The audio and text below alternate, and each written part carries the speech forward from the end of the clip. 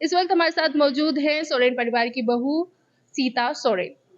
सोरेन जी, सबसे पहला सवाल ये है कि आपने क्यों अपना परिवार छोड़ के बीजेपी का दामन थामा? देखिए, सबसे पहले तो मैं यशस्वी प्रधानमंत्री नरेंद्र मोदी जी को और उनकी सारी टीम को मैं बहुत बहुत धन्यवाद देती हूँ, क्योंकि एक ऐसे समय में मुझे इतना विशाल परिवार में जगह मिला और मेरा परिवार मुझे छोड़ के आना पड़ा, ये बहुत बड़ा कारण है। जिस उद्देश्य से मेरे स्वर्गीय पति दुर्गा सोरेन जी ने इस पार्टी को बनाए, मेरे ससुर जी ने दोनों मिलकर के पार्टी को बनाए और विकास जल जंगल जमीन की रक्षा करने की थी। विकास से अछूता चल रहा है झारखंड हमारा, विकास बाधित है, वहाँ पर जमीन की लूट हो रही है। आज का डेट में झारखंड में करप्शन ही करप्शन है।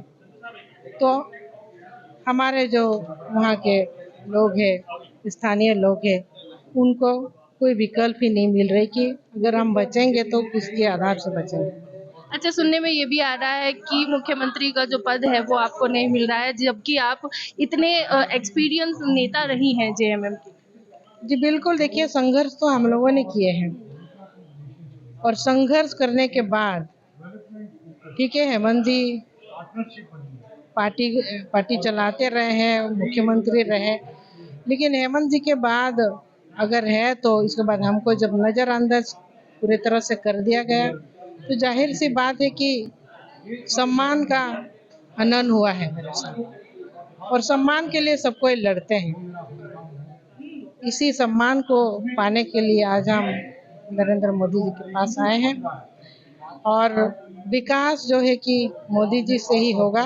झारखंड का जो अंतिम विकास, अभी चुनाव का समय है और इस चुनाव में हम लोग 14 के 14 सीट में पूरी तरह से कमल खिलाने वाले हैं। विकास की आप बात कर रहे हैं तो झारखंड में लगातार लव जिहाद और लैंड जिहाद के जो मुद्दे हैं वो आते रहते हैं, तो उन पे क्या कुछ कार्रवाई आप करने वाले हैं? अब देखिए,